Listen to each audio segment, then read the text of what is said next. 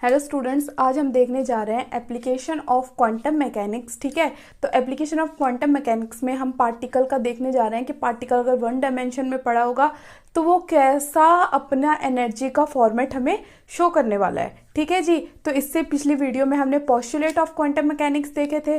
तो अगर आपने अभी तक नहीं वो स्टडी किए हैं तो उनको जल्दी देखिए, क्योंकि पोस्टुलेट से हमें ये पता चल जाता है कि जो हमारा पार्टिकल है उसकी एनर्जी कैसी होने वाली है, कौन सी वैल्यू को हमने एक्यूरेट मानना है, कौन सी एवरेज वैल्यू लेनी है।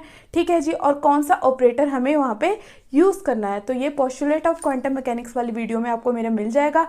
अब हमें देखने जाना है एप्लीकेशन ऑफ क्वांटम मैकेनिक्स। तो इसमें हम सबसे पहले पढ़ने वाले हैं particle in one dimension. Particle in one dimension box.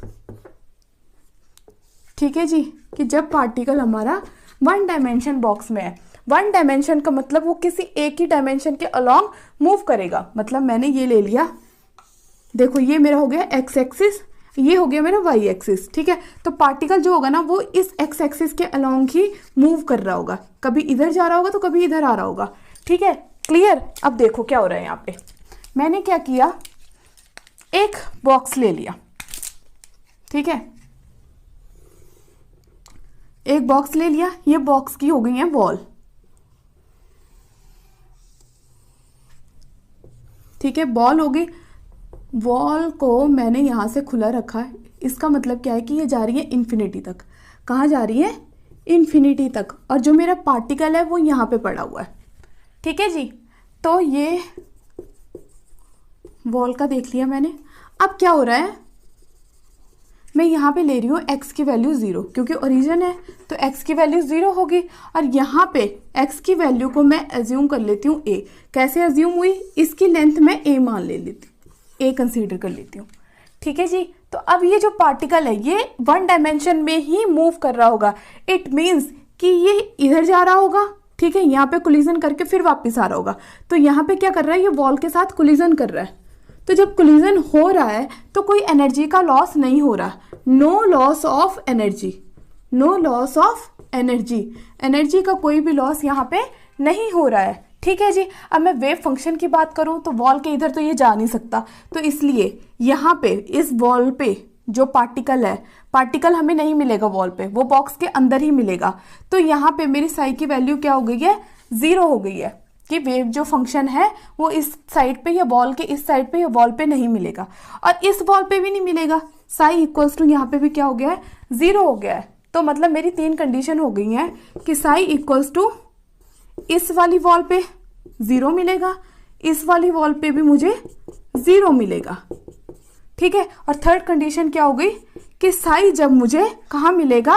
Along x axis के अलोंग जब मुझे साई मिलेगा। ठीक है, तो हमें इसके अलोंग ही फाइंड करना है इसका वेव फंक्शन। क्लियर? ठीक है, और अब बाउंड्री कंडीशन, एक जगह पे मैं बाउंड्री कंडीशन नोट कर लेती हूँ कि बाउंड्री कंडीशन क्या है मेरी। बाउंड्री कंडीशन क्या है मेरी? बाउंड्री कंडीशन है हमारी x इक्वल्स टू जब 0 था तो साई इक्वल्स टू भी 0 था, वेव फंक्शन भी 0 था। जब x इक्वल्स टू a था, x की लेंथ जो थी a थी, x डायमेंशन की मैंने लेट कर ली, तो साई की भी क्या थी? 0 वैल्यू थी। ठीक है जी, अब हमें देखना है श्रोडिंगर वेव इक्वेशन लेनी है आपको। ठीक है,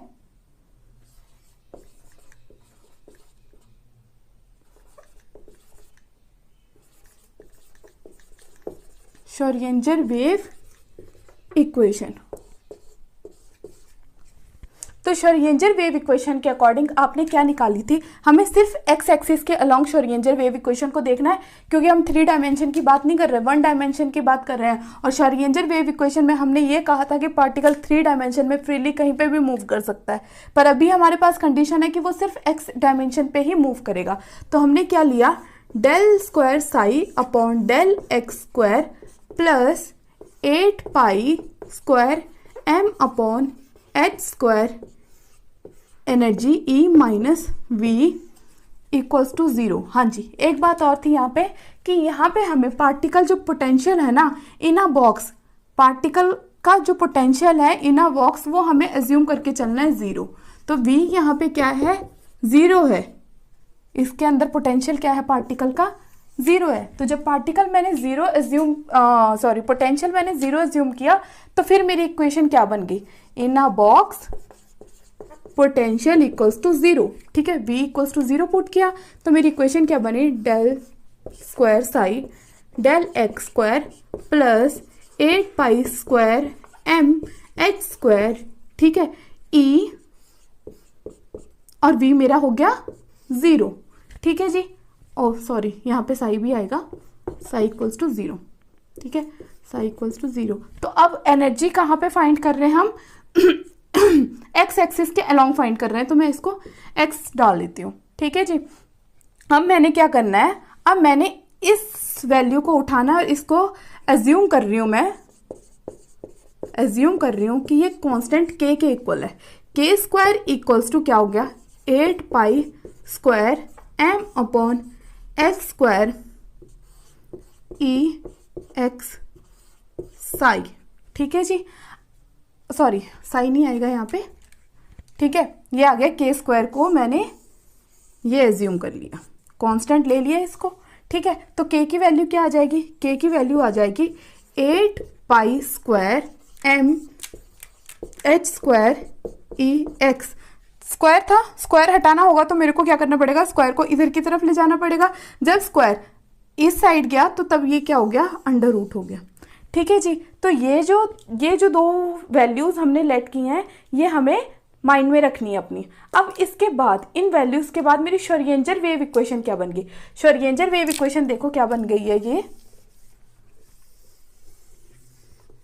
ठीक है, इतना मैंने लेट कर रखा था, तो इसको जो मैंने लेट कर रखा था इसकी जगह मैं वैल्यू पुट कर रही हूँ K square psi equals to zero. ये हो गई मेरी अब श्रोडिंगर वेव इक्वेशन। ठीक है, क्लियर है ये, देखो अब कैसे हुआ ये इसको मैं एज्यूम कर लेती हूँ 1, इसको एज्यूम कर लेती हूँ मैं 2 और इसको एज्यूम कर रही हूँ मैं 3। तो ये इक्वेशन नंबर 1, 2, 3 हमें याद रखनी है और बाउंड्री कंडीशन जरूर याद रखनी है कि बाउंड्री कंडीशन हमारी क्या थी। इतना तो बहुत इजी समझ आ गया होगा कि क्या है ये। अब देखो आगे क्या हो रहा है इसमें, इन अ ट्रिग्नोमेट्रिक फॉर्म साई क्या हो जाएगा, ये आपको याद करना पड़ेगा। साई इक्वल्स टू, हम साई भी एक्स एक्सिस के अलोंग ही फाइंड कर रहे हैं, तो देखो साई एक्स इक्वल्स टू क्या हो गया, ए sign K X plus B cos के एक्स। ठीक है जी, तो ये हमें याद रखना है कि ट्रिग्नोमेट्रिक फॉर्म में जो हमारा वेव फंक्शन है उसकी इक्वेशन कुछ इस टाइप की होती है। ठीक है जी, अब देखो इसके आगे हमें करना क्या है, जो हमारा ए और बी है ना, ए और बी हमारा क्या है, arbitrary constant, arbitrary constant.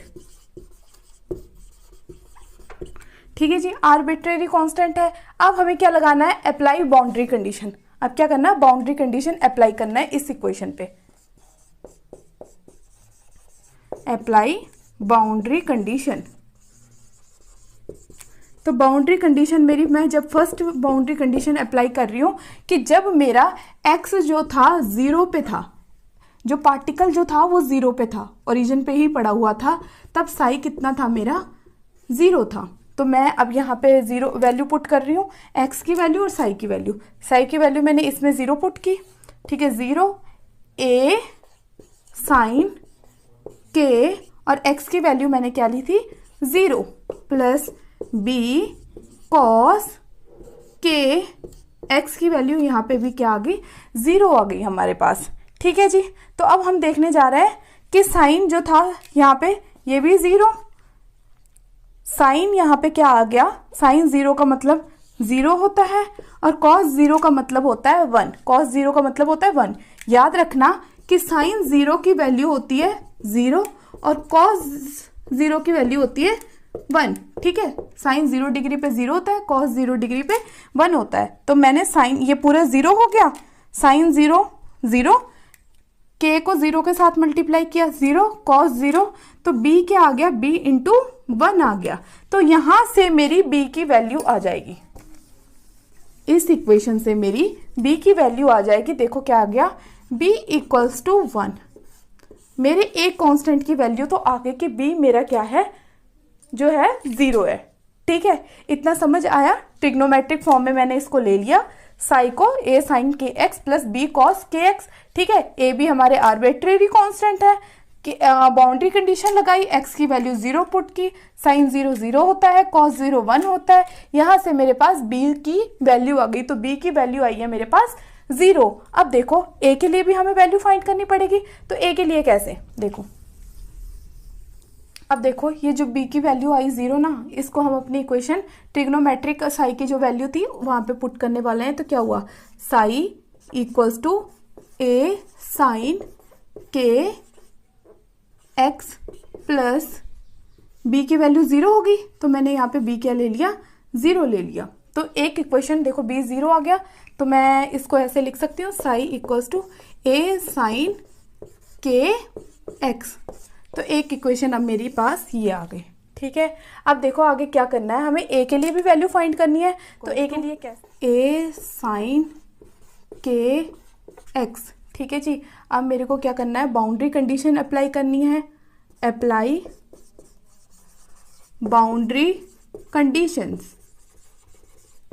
Condition कौन सी अप्लाई की मैंने, अब दूसरी वाली, कि जब मेरा x जो है a पे पड़ा हुआ है तो साई मेरा 0 है। अब मैं साई की वैल्यू 0 पुट कर दूंगी, x की वैल्यू a पुट कर दूंगी, तो साई हो गया मेरा 0, a साइन के a।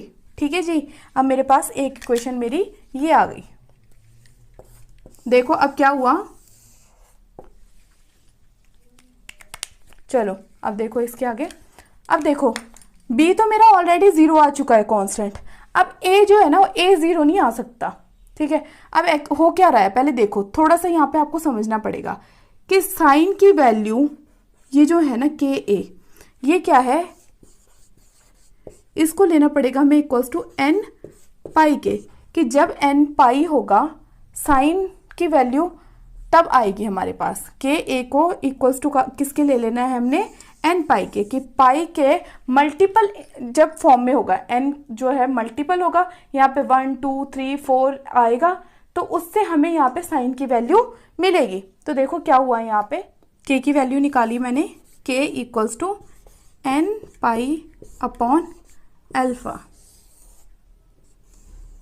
ठीक है जी, तो अब देखो हमें यहाँ पे k की वैल्यू पुट कर देनी है।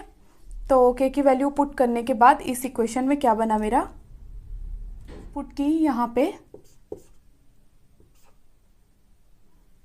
तो मेरे पास क्या आया, psi x equals to a sine k की वैल्यू पुट की n pi upon a x आ गया। तो एक हमारे पास वेव फंक्शन की वैल्यू आ गई। जब बॉक्स में पड़ा हुआ था पार्टिकल हमारा, तब हमारा वेव फंक्शन ये था, इन अ बॉक्स। मैंने स्टार्टिंग में बताया था कि वेव फंक्शन के लिए हमने देखा कि एक वेव फंक्शन अगर इस वॉल पे होगा तो 0 है, उस वॉल पे वेव फंक्शन भी 0 है, इन अ बॉक्स में वेव फंक्शन हमारी ये वाली वैल्यू आ गई। ठीक है, इसके आगे देखो अब क्या होने वाला है, k को एज्यूम किया था हमने, k square equals to 8 pi square m upon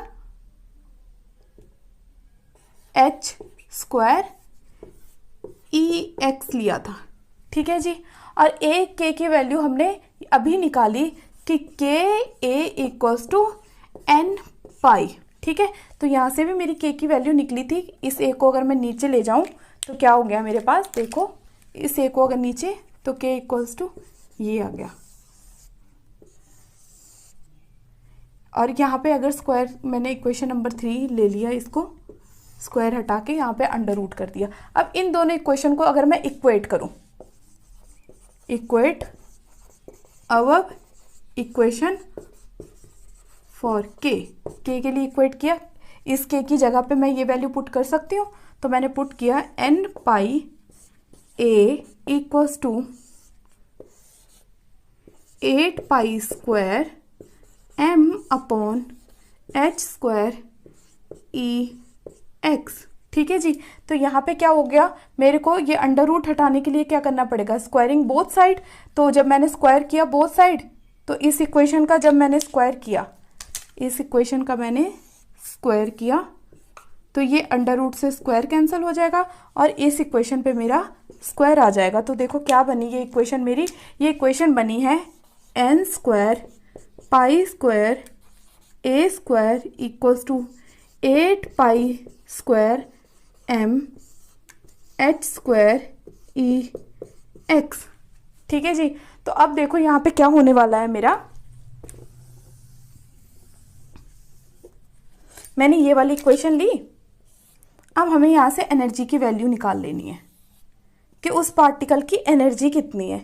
तो एनर्जी की वैल्यू कैसे आई, ई एक्स, और बाकी सब मैं उधर ले गई, एच स्क्वायर नीचे था, एच स्क्वायर को ऊपर ले गई, N square H square pi square upon क्या था यहाँ पे, ए स्क्वायर नीचे था मेरा, ए स्क्वायर 8 पाई नीचे आया, 8 M pi square, pi square के साथ पाई स्क्वायर कट हो गया मेरा।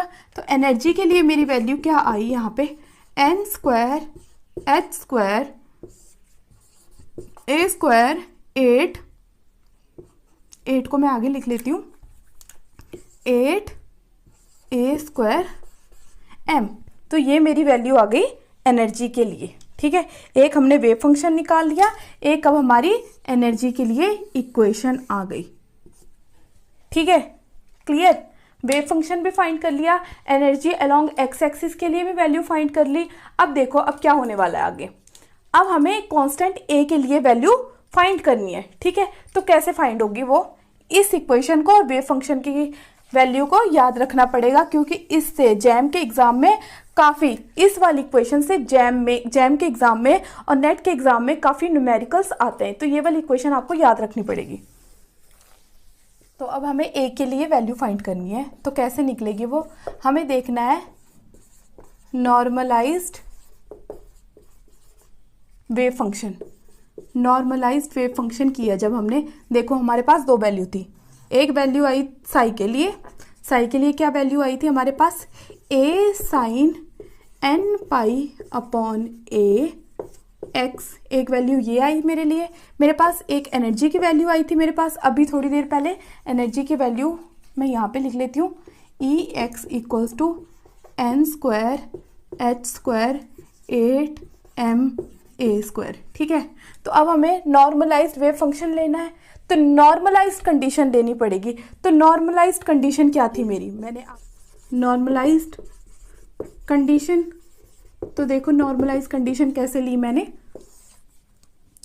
साई स्टार, और यहाँ पे मैं डेल टॉ ले रही थी, डेल टॉ क्या था मेरा, D X multiply D Y multiply D Z. ठीक है, वॉल्यूम डेंसिटी थी ना, पर अभी तो हमें एक्स एक्सिस के लॉन्ग लेना है, तो इसको मैंने क्या ले लेना है, डी एक्स इक्वल्स टू 1। ठीक है जी, और यहाँ पे मेरी इंटीग्रेशन के लिए मैं वैल्यू डाल सकती हूँ, इंटीग्रेशन के लिए ये एक्स एक्सिस के था, तो यहाँ पे एक्स एक्सिस डाल दो। इंटीग्रेशन के लिए वैल्यू लेनी है कहाँ से, 0 से हो रहा है a तक, 0 से लेके a तक जा रही है मेरी वैल्यू। ठीक है, तो साई एक्स की वैल्यू मैंने यहाँ से पुट कर देनी है ये वाली, और कॉम्प्लेक्स कॉन्जुगेट की वैल्यू भी यही होगी। हमने कहा था कि ये दोनों का हमने रिजल्ट बताया था कि क्या होता है कि ये कॉम्प्लेक्स कॉन्जुगेट की वैल्यू भी यही वाली आए। तो यहाँ पे मेरी इसकी वैल्यू और इसकी वैल्यू सेम थी, तो मैं क्या लिख सकती हूँ इसको, 0 A lower limit upper limit डाली, यहाँ पे मैंने लिखा साई एक्स का square D X equals to 1, और साई एक्स स्क्वायर की मैंने यहाँ पे वैल्यू पुट कर देनी है। तो क्या आई मेरी वैल्यू, देखो इंटीग्रेशन लगा रखा है मैंने यहाँ पे, तो इस वैल्यू को मैंने पुट कर दिया है यहाँ पे। ठीक है, तो क्या आ गया मेरा, ए स्क्वायर साइन स्क्वायर। ठीक है, ये थीटा था मेरा, तो इसको एज इट इज लिखूंगी मैं, एन पाई ए एक्स और ये वाला डी एक्स इक्वल्स टू 1। ठीक है, तो ये इक्वेशन हमें याद रखनी है, ये नॉर्मलाइज कंडीशन लगा रहे हैं हम। ठीक है, इसके आगे देखो क्या होगा, साइन स्क्वायर एक्स है ये, ठीक है। साइन स्क्वायर एक्स का हम डायरेक्ट इंटीग्रेशन नहीं कर सकते, तो इसके लिए जो नॉन मेडिकल वाले स्टूडेंट हैं उनको तो ईजी हो जाएगा इसको डिराइव करना, ठीक है। साइन स्क्वायर एक्स के लिए फॉर्मूला होता है 1 माइनस कॉस 2x अपॉन 2। तो इसकी वैल्यू यहाँ पे पुट करनी है और हमें ये डेरिवेशन सॉल्व करनी है, ठीक है। तो आप इसकी वैल्यू एज इट इज याद कर सकते हो कि जब मैंने इसको डिराइव किया तो ए स्क्वायर मेरा बाहर आ गया, कांस्टेंट था, ए स्क्वायर मेरा बाहर आ गया, 0 ए अंदर क्या रह गया मेरा, sine square N pi A upon A X into D X equals to 1। तो यहाँ पे मैंने कॉस वाला फॉर्मूला लगाया, तो कॉस वाला फॉर्मूला लगाने के बाद सारी इसको डिराइव इंटीग्रेट आफ्टर इंटीग्रेशन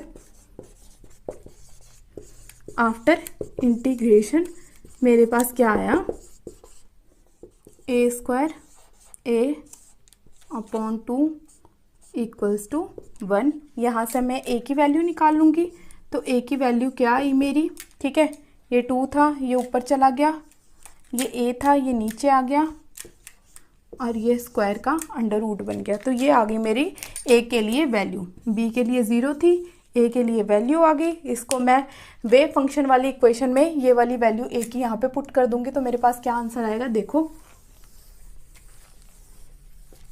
ये वाली वैल्यू मैंने यहाँ पे पुट की तो क्या आ गया, √2 अपॉन ए साइन एन पाई ए एक्स, ठीक है जी।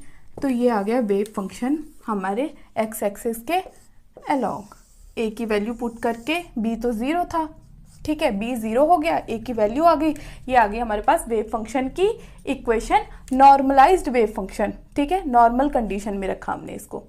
अब इसके आगे हमें देखना है, तो अभी तक हमने एनर्जी के लिए और वेव फंक्शन के लिए एक्स एक्सिस डायमेंशन में पार्टिकल की एनर्जी और वेव फंक्शन फाइंड किया। अब हमें देखना है एनर्जी, क्वांटाइजेशन एनर्जी, ठीक है। एनर्जी का ही देखना है कि कैसे वो ग्राफ शो करेगा और कैसे उसकी वैल्यू हमें क्या मिल रहा है वहाँ पे, क्वांटाइज्ड फॉर्म में होती है एनर्जी, वो देखना है हमें थोड़ा सा, ठीक है। लास्ट टॉपिक है क्या, क्वांटाइजेशन ऑफ एनर्जी। क्या देख रहे हैं हम, क्वांटाइजेशन ऑफ एनर्जी। तो देखो यहाँ पे क्या हुआ, E के लिए हमने वैल्यू निकाली थी, E इक्वल्स टू क्या निकाला था हमने, एक्स एक्सिस के अलोंग जब निकाल रहे थे, तो यहाँ पे मेरी वैल्यू आई थी n square h square 8ma square, ठीक है जी, यही वैल्यू आ रही थी ना। अब देखो क्या हुआ,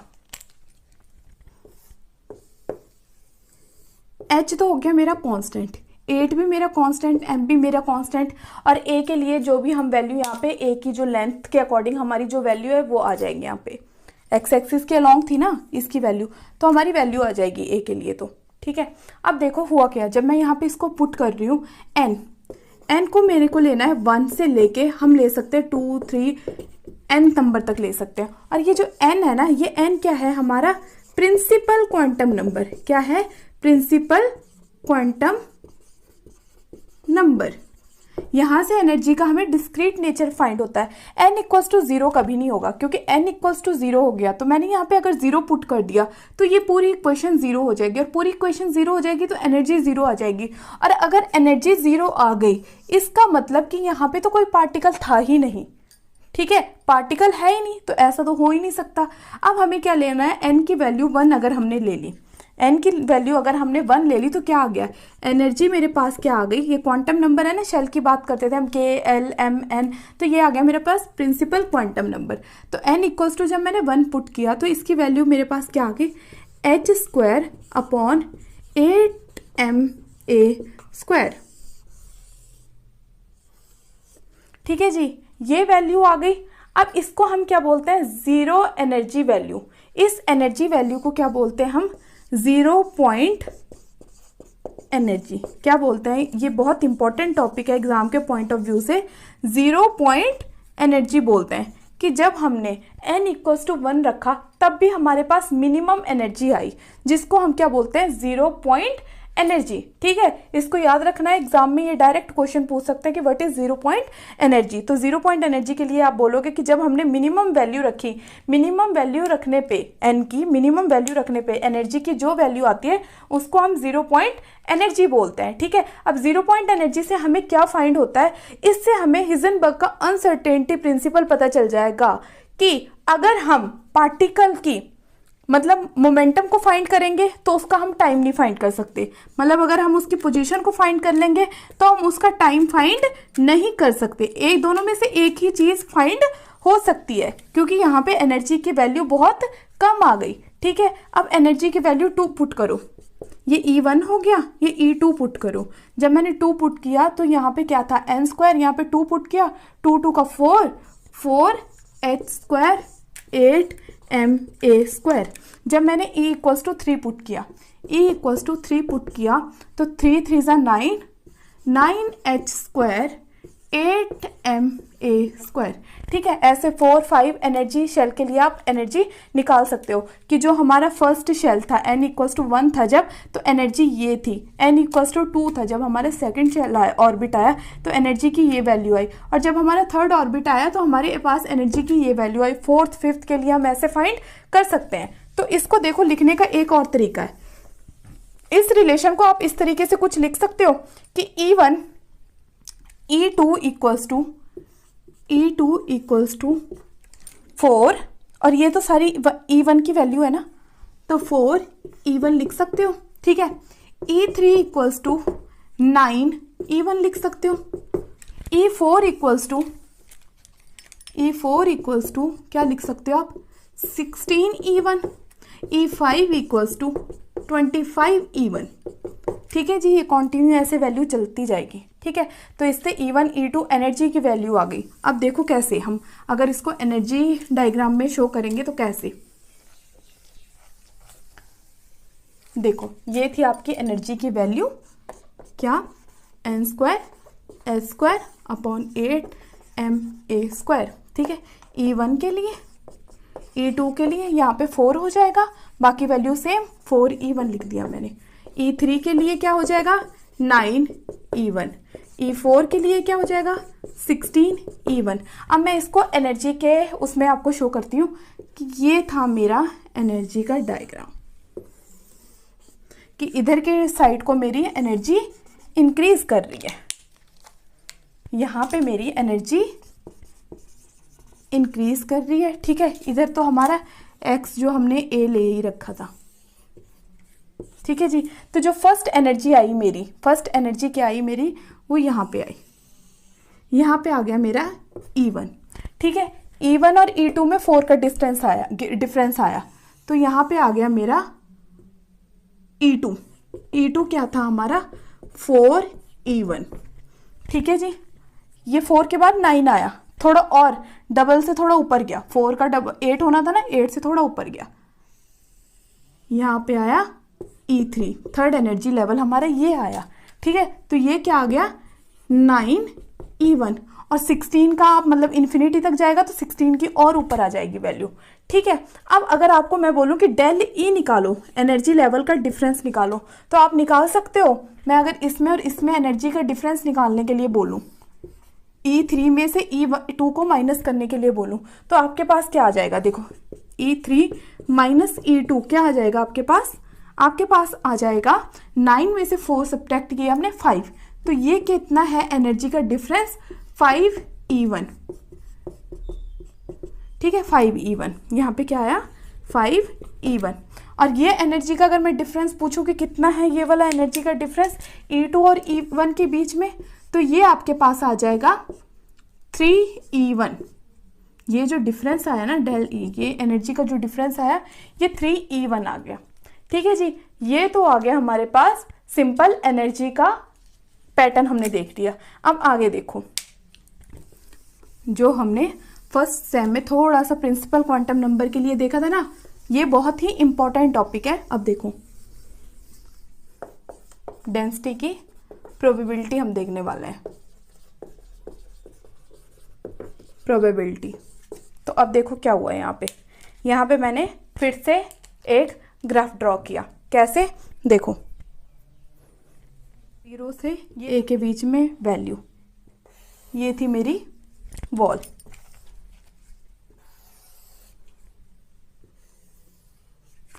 तो जब n इक्वल्स टू 1 था, जब n इक्वल्स टू 1 था तो वेव कैसी होगी, मतलब जो फर्स्ट एनर्जी का लेवल था वहाँ पे हमारा जो वेव है उसके लिए कैसा पाथ बन रहा है, कहाँ कहाँ हमें उसकी प्रोबेबिलिटी मिल रही है कि वो हो सकता है। तो सबसे पहले देखो उसका अब जाएगा ऐसे, n इक्वल्स टू 1 के लिए ये जाएगा ग्राफ, n इक्वल्स टू 1 के लिए, ठीक है जी। जब मैंने n इक्वल्स टू 2 लिया, जब मैंने क्या लिया, ये एनर्जी लेवल मेरा दूसरा था, ठीक है, मतलब ये मैं अगर फर्स्ट एनर्जी लेवल लूँ अपना तो ये n इक्वल्स टू 1 के लिए आया। ये सेकंड एनर्जी लेवल ले लिया तो n इक्वल्स टू 2 था। n इक्वल्स टू 2 का मतलब क्या था, यहाँ पे हमें क्या देखने को मिलेगा,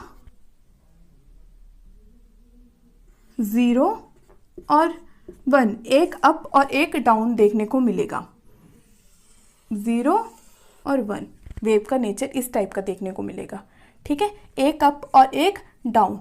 जब मैं थर्ड एनर्जी पे पहुंची, n इक्वल्स टू 3 पे पहुंची, तो यहाँ पे मेरे को कैसे वैल्यू देखने को मिलेगी, 0, 1 और 2, ठीक है। तो क्या कैसे मिला यहाँ पे, वेव ऐसे और ऐसे, ठीक है। तो यहाँ पे मेरे को क्या देखने को मिला, 2 अप्स देखने को मिले और एक डाउन देखने को मिला, क्लियर। ऐसे n4 पे जाओगे वहां पे आपको 2 अप्स और 2 डाउन देखने को मिलेंगे, ठीक है। ये हो गया आपका प्रोबेबिलिटी डेंसिटी फाइंड करने का वे। अब नेक्स्ट देखो यहाँ पे, अगर इसी को मैं ऐसे भी रिप्रेजेंट कर सकती हूँ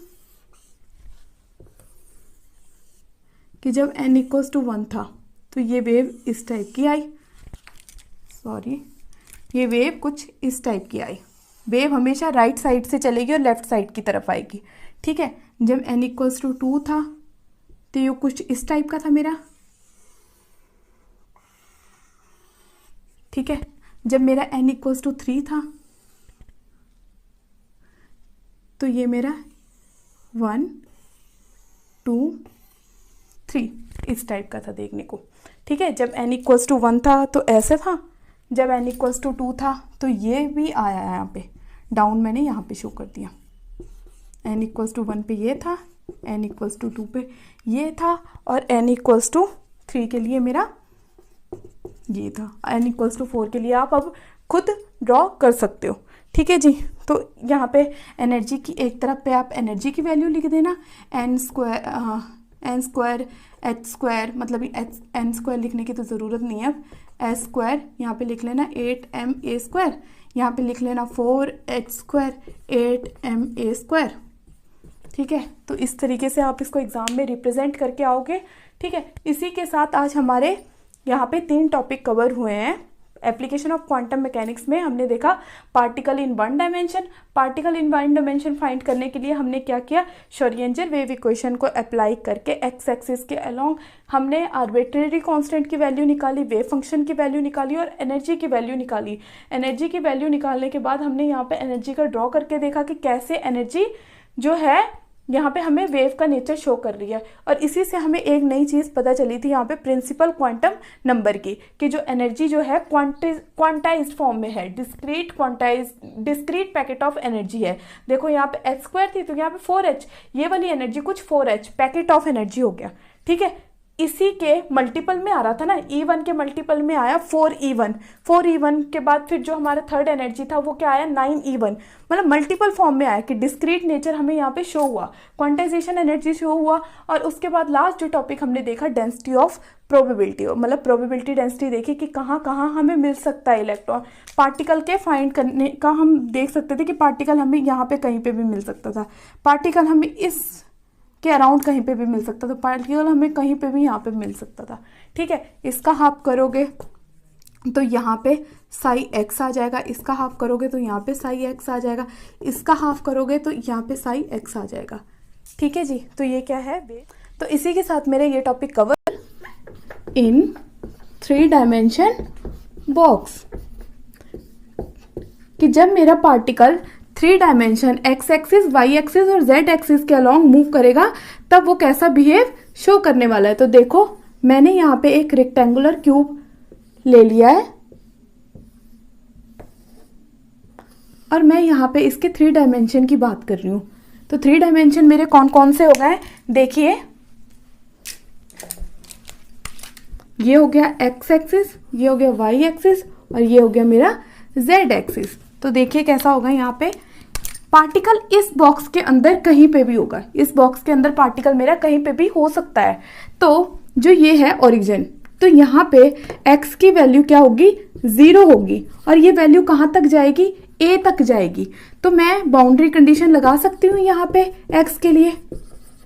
बाउंड्री कंडीशन मेरी क्या होंगी, x लाई करेगा 0 और a के बीच में, ठीक है। 0 के इक्वल भी हो सकता है और a के इक्वल भी हो सकता है, ठीक है। बट जब ये 0 के इक्वल हो जाएगा और a के इक्वल हो जाएगा तो तब वहां पे हमारा वेव फंक्शन क्या हो जाता है, 0 हो जाता है। इसलिए हम बोलते हैं कि x हमारा 0 से बड़ा होना चाहिए और a से छोटा होना चाहिए।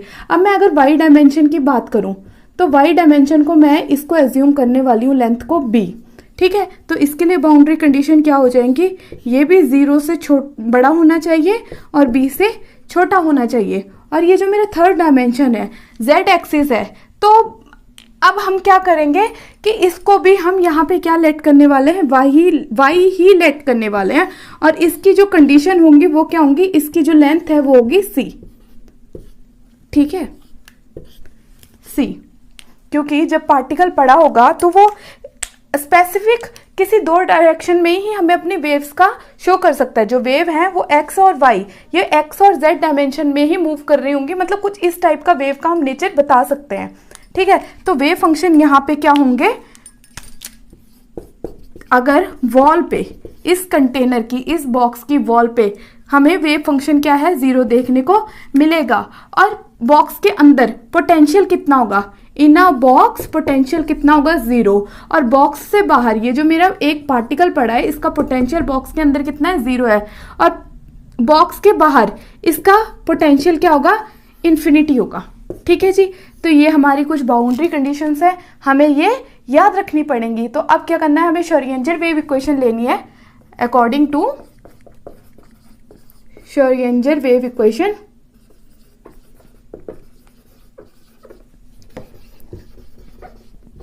ठीक है, तो क्या होगा श्रोडिंगर वेव इक्वेशन के अकॉर्डिंग, अब हमें श्रोडिंगर वेव इक्वेशन को x y z तीनों डायमेंशन के अलोंग लेना है, ठीक है।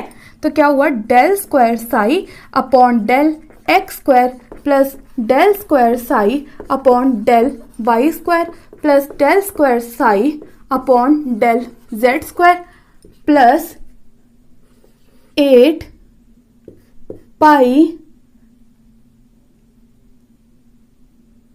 m upon h square e minus v equals to 0। तो ये हो गई मेरी श्रोडिंगर वेव इक्वेशन, ठीक है जी। अब देखो यहाँ पे मैं वेव फंक्शन के लिए क्या बोलती हूँ कि वेव फंक्शन के 3 कोऑर्डिनेट होंगे x y z।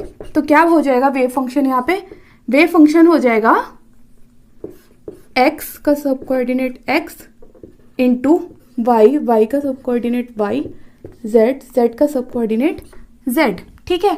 तो मैं क्या बोलूंगी कि वेव फंक्शन क्या है हमारा, जो वेव फंक्शन है प्रोडक्ट ऑफ 3 इंडिपेंडेंट कोऑर्डिनेट। कौन कौन से 3 इंडिपेंडेंट कोऑर्डिनेट है, X Y Z coordinate, X Y और जेड। तो मेरा वेव फंक्शन क्या हो जाएगा, वेव फंक्शन हो जाएगा एक्स वाई जेड। तो अब मैं इस वेव फंक्शन की वैल्यू पुट करूंगी श्रोडिंगर वेव इक्वेशन में।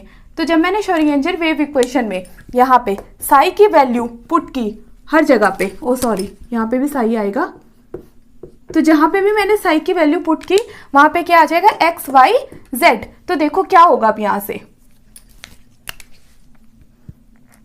डेल स्क्वायर साई की जगह X Y Z upon D x square plus del square x Y Z upon del Y square plus del square x Y Z upon del Z square plus 8 pi square M H square E minus V X Y Z equals to 0। तो हमने क्या बोला था, इन a box potential क्या है मेरा, इन a box potential है मेरा 0। तो यहाँ पे मैं क्या कर दूंगी, v की वैल्यू 0 पुट कर दूंगी। तो जब मैंने यहाँ पे v की वैल्यू 0 पुट की तो ये टर्म निगलेक्ट हो जाएगी, खत्म हो जाएगी। तो कैसा आएगा मेरा इक्वेशन, कैसी बनेगी, del square x Y Z upon del x square plus del square x Y Z upon del Y square plus del square x Y Z upon del Z square plus 8 pi square M H square E x Y Z equals to 0। ठीक है, अब देखिए आगे क्या होगा।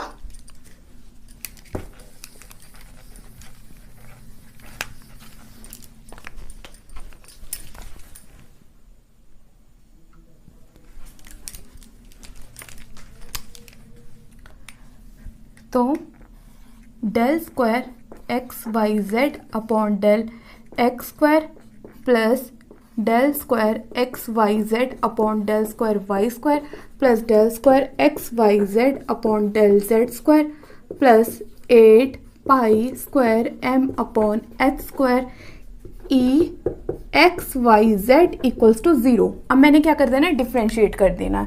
जब differentiate किया तो y z as a constant बाहर आ जाएंगे, वाई जेड बाहर आ गया तो अंदर क्या रह गया, del square x upon del x square plus यहाँ पे एक्स जेड बाहर आ जाएगा, x z del square y upon del Y square plus यहाँ पे एक्स वाई बाहर आ जाएगा। ठीक है, del square z upon del Z square plus 8 pi square M H square E x Y Z equals to 0। ठीक है, तो अब मैंने क्या कर देना है, इस पूरी इक्वेशन को डिवाइड कर देना है, divide above equation by x Y z से मैंने इसको डिवाइड कर दिया। तो जब मैंने इसके नीचे एक्स वाई जेड से डिवाइड किया तो क्या होगा, 1 अपॉन एक्स आ जाएगा, वाई जेड कैंसिल हो जाएगा। ठीक है, del square x upon del x square plus 1 upon y del square y upon del Y square plus 1 upon z del square z upon del Z square plus 8 pi square M H square, ये आ जाएगा ई equals to 0। अब मेरे को फिर से divide करनी है above equation, divide above equation by किससे, इससे 8 pi square M H square के साथ मेरे को डिवाइड करना है। ठीक है, तो क्या बनेगा मेरा, यहाँ पे इसको भी मैंने डिवाइड किया तो ये आ जाएगा h square upon 8 pi square m 1 upon x del square x del x square. ठीक है, h square 8 pi square m 1 upon y del square y upon del Y square plus 1 plus h square 8 pi square M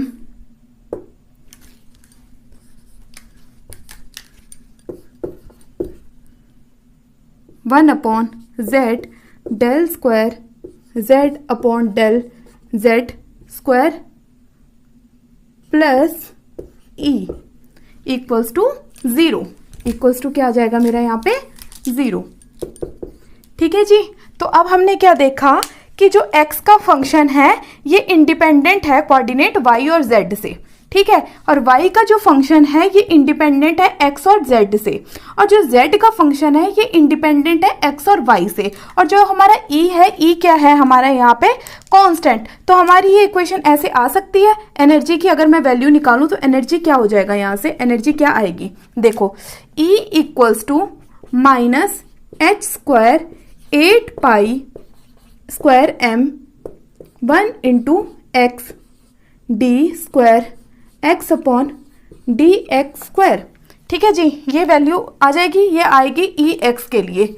similar ही ऐसी value E Y के लिए आएगी, E Z के लिए आएगी। ठीक है, बस डिफरेंस क्या होगा, यहाँ पे वाई आ जाएगा वाई के लिए, ठीक है, और जेड के लिए देखो एनर्जी जेड के लिए मैं बता देती हूँ, h square 8 pi square m 1 upon z क्या आया यहाँ पे, del square z upon del Z square, और वाई के लिए वाई आ जाएगा। ठीक है, तो ये तो आ गया हमारा एनर्जी की फॉर्म।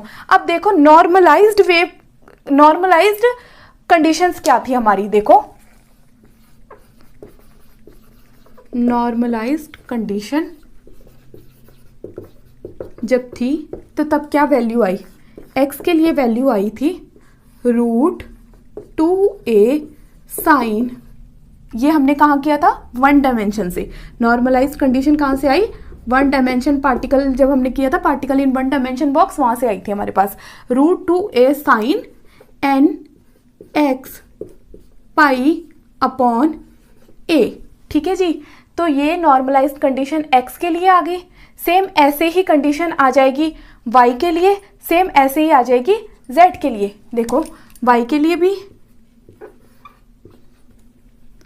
y के लिए क्या आया, √2b साइन n y पाई b, और ऐसे ही आ गया z के लिए भी, z के लिए √2c sine n z pi upon c। ठीक है जी, तो हमने क्या कहा, ये हमारी आ गई एक्स वाई जेड की वैल्यू, जो हमारे कोऑर्डिनेट है उनके लिए वैल्यू आ गई। तो अब देखो हमारा वेव फंक्शन क्या था, वेव फंक्शन था हमारा x product of x Y Z, coordinate का प्रोडक्ट था। ठीक है जी, तो अब मैंने क्या किया, इन सबको आपस में मल्टीप्लाई कर दिया। तो जब मैंने मल्टीप्लाई किया तो देखो क्या आया यहाँ पे, √2, तो इसको मल्टीप्लाई करके मेरे पास आंसर आया √8, और नीचे क्या आ गया, ABC। ठीक है, फिर क्या आया, वेव फंक्शन के लिए wave function sine nx pi upon a। ठीक है, यहाँ पे आएगा, ये x के लिए था, यहाँ पे y के लिए था, ये z के लिए था, तो यहाँ पे आ जाएगा x। ठीक है, फिर साइन ny पाई y अपॉन b, फिर क्या आ जाएगा, साइन nz पाई z अपॉन c। ठीक है जी, तो ये आगे मेरी वेव फंक्शन के लिए, हम जब वेव फंक्शन निकालेंगे तो इसमें वैल्यू पुट करेंगे, और जब एनर्जी क्या आया था हमारे पास, देखो एनर्जी क्या आया था, 1 डायमेंशन से हमने एनर्जी के लिए डिराइव किया था, तो एनर्जी की वैल्यू आई थी हमारे पास h square 8 ma n x square n square x, ये आया था ई एक्स के लिए। ठीक है, सिमिलर ऐसे ही ई वाई के लिए क्या आ गया मेरे पास, h square 8 mb n square y, और ऐसे ही ई जेड के लिए मेरे पास क्या आ गया, h स्क्वायर 8 mc, ये आ गया a स्क्वायर, ये आ गया b स्क्वायर, ये आ गया c स्क्वायर, यहाँ पे आ गया n स्क्वायर z। ठीक है जी, तो ये आ गया एनर्जी, और मेरे को इनको क्या कर देना, इनका कर देना है मेरे को समेशन। एनर्जी के लिए टोटल एनर्जी अगर मेरे को निकालनी है इस बॉक्स के अंदर, तो मेरे को एक्स वाई जेड डायमेंशन पे जो एनर्जी मिली है उसका समेशन करना पड़ेगा। तो जब मैंने इनका समेशन किया, देखो यहाँ पे मैंने समेशन कर दिया इनका, तो देखो यहां से कॉमन क्या निकला, 8 x square upon 8m common निकला, सब में एच स्क्वायर 8m कॉमन आया, अंदर क्या रह गया, n square x upon a square. ठीक है, h square 8 n square y upon b square plus n square z upon c square. ये हमारा क्या आ गया, एनर्जी के लिए वैल्यू आ गई। अब देखो क्या होगा, अगर A equals to B equals to C है, मतलब मैं रेक्टेंगुलर क्यूब ले रही हूँ, ठीक है, बिल्कुल परफेक्ट क्यूब ले रही हूँ, तो क्या होगा, A equals to B equals to C होगा। अगर A equals to B equals to C है तो मैं यहाँ पे क्या कर सकती हूँ, यहाँ पे मैं A क्यूब कर सकती हूँ, हाँ जी, यहाँ पे भी A आ सकता है क्योंकि B जो है वो A के इक्वल है, A आ सकता है, और यहाँ पे भी A आ सकता है, ठीक है जी, कि जब A equals to B equals to C है, एक परफेक्ट क्यूब की बात कर रहे हैं। सेम यहाँ पे भी ऐसे ही होगा, A B C सब सिमिलर है, तो ये क्या हो जाएगा, यहाँ से टर्म, यहाँ पे सारा A क्यूब आ जाता, तो हम यहाँ पे क्या कर देते, इसको बाहर निकाल सकते थे, 8m A क्यूब, ठीक है जी। तो एनर्जी के लिए ये वैल्यू आ गई, वेव फंक्शन के लिए ये वैल्यू आ गई, इक्वेशन आ गई हमारे पास। अब इन इक्वेशन में मुझे क्या करना है, इन इक्वेशन में मेरे को n क्या है हमारा, n क्या आया यहाँ पे, nx ny और nz क्या है मेरा, यहाँ पे क्वांटम नंबर है, क्या है, क्वांटम नंबर। अब देखिए क्या होगा, यहाँ पे मैं रब कर रही हूँ इसको, एनर्जी के लिए वैल्यू निकाली, h² 8m a² nx plus n² y plus n² z, ये मेरी एनर्जी के लिए वैल्यू आ गई। अब देखो, जब मेरे को एनर्जी चेक करनी है कौन से कोऑर्डिनेट पे, अगर मैं nx ny और nz को 1 एज्यूम कर रही हूँ, ठीक है, ये तीनों क्या है, ये भी 1 है, ये भी 1 है और ये भी 1 है, तो तब हमारा क्या आएगा आंसर, देखो E इक्वल्स टू 1 1 1 के लिए, कौन से कोऑर्डिनेट पे, 1 1 1 के लिए चेक कर रही हूँ, तो आंसर आएगा मेरा h² 8m a², ये भी 1 का स्क्वायर 1 का स्क्वायर 1 का स्क्वायर, तो क्या आ जाएगा मेरे पास 3, तो एनर्जी आ गई मेरे पास 3h² 8m a। और अगर इसी एनर्जी के लिए मैं वेव फंक्शन देखूं तो मेरे पास वेव फंक्शन क्या आएगा इस एनर्जी के लिए, देखो वो कुछ इस टाइप का होगा, √8a क्यूब साइन, ठीक है, यहाँ पे था मेरा nx pi x upon a, ठीक है, ये था, तो nx की जगह मैंने पुट कर देना यहाँ पे 1, ठीक है, तो जब मैंने 1 पुट किया तो वैल्यू आई मेरी pi x upon a। Same sine y के लिए भी यही होगा क्योंकि 1 पुट कर रहे हैं ना, n की जगह ny की जगह b sine pi z c। तो ये वेव फंक्शन आ गया कब, जब कोऑर्डिनेट थे मेरे 1 1 1, ठीक है जी। तो इसको थोड़ा सा इसका साथ साथ में डीजेनरेसी की भी बात देखते हैं हम, कि मैंने ये एनर्जी का यहाँ पे ड्रॉ किया ग्राफ, ठीक है, तो ये मैं E11 को यहाँ पे मार्क करती हूँ, रुको ये नोट डाउन करो आप, ठीक है। अब देखो जब मैं क्या कर रही हूँ, एनर्जी को चेंज कर रही हूँ, अब मैं क्या कर रही हूँ, क्वांटम नंबर चेंज कर रही हूँ। क्वांटम नंबर कैसे ले रही हूँ, nx को ले रही हूँ मैं 2 और ny को भी 1 ले रही हूँ और nz को भी मैं 1 ले रही हूँ, ठीक है।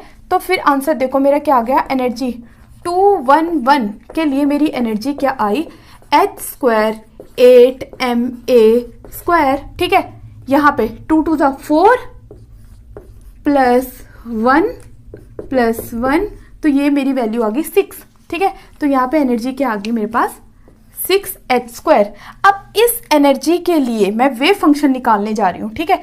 एक एनर्जी मेरे पास क्या आ गई है, एक एनर्जी E1111 के लिए मेरे पास एनर्जी क्या आई थी, h² 3h² 8m a², ठीक है। E211 के लिए ये आ गया, ठीक है। अब वेव फंक्शन मैं इसके लिए चेक करने जा रही हूँ, कोऑर्डिनेट 211 के लिए, ठीक है। तो वेव फंक्शन क्या आएगा 211, और ये एनर्जी क्या है, यहाँ पे nx मैंने 2 लिया था, तो मैं यहाँ पे ny को 2 और nz को 2 भी ले सकती हूँ, और ny 1 nz मेरा 1 था, ठीक है।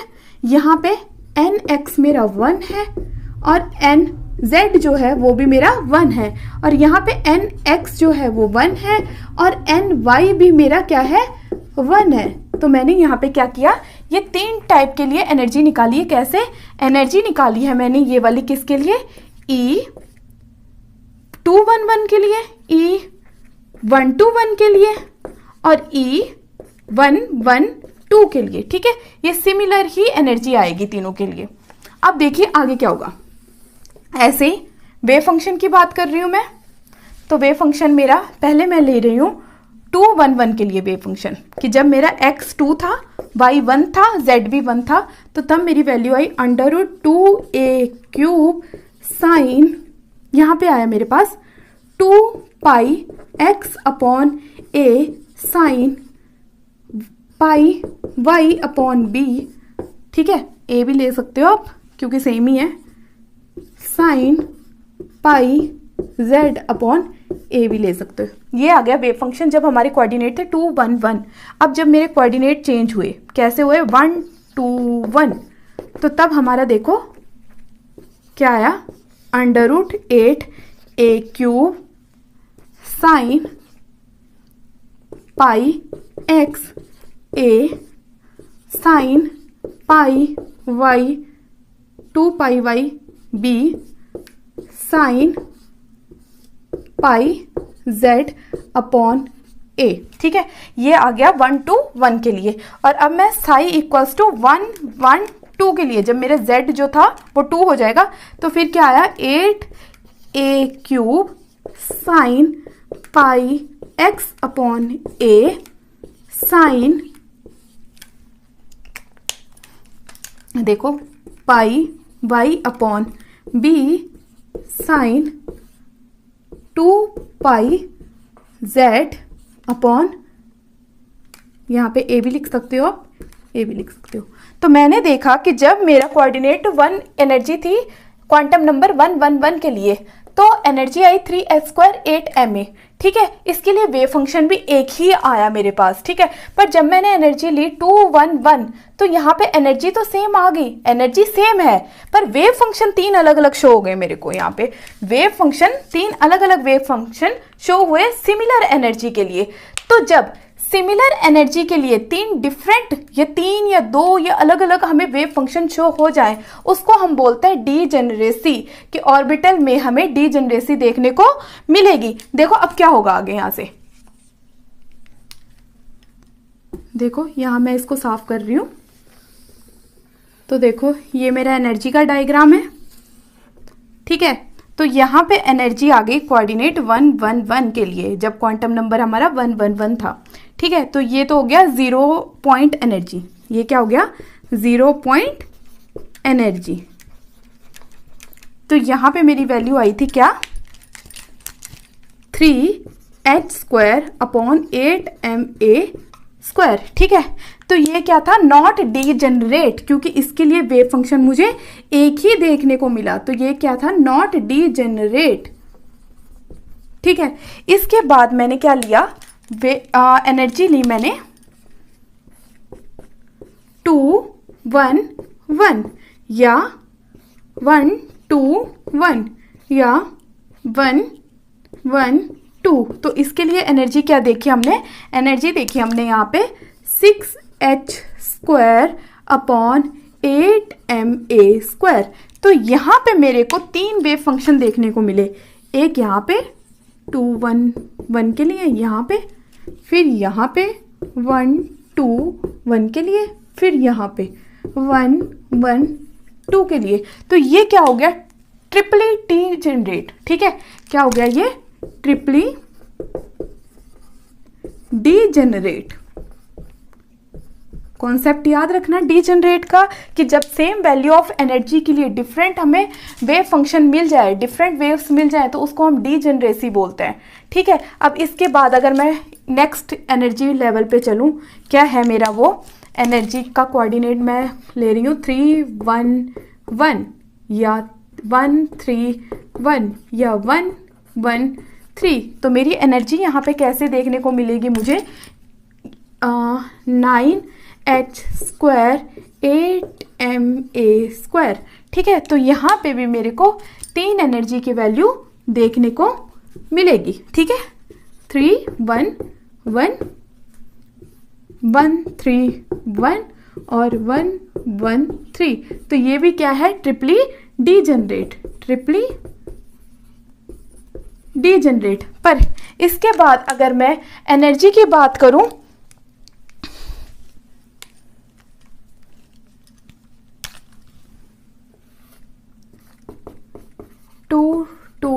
टू के लिए, तो यहां पे मेरे को वैल्यू क्या मिलेगी,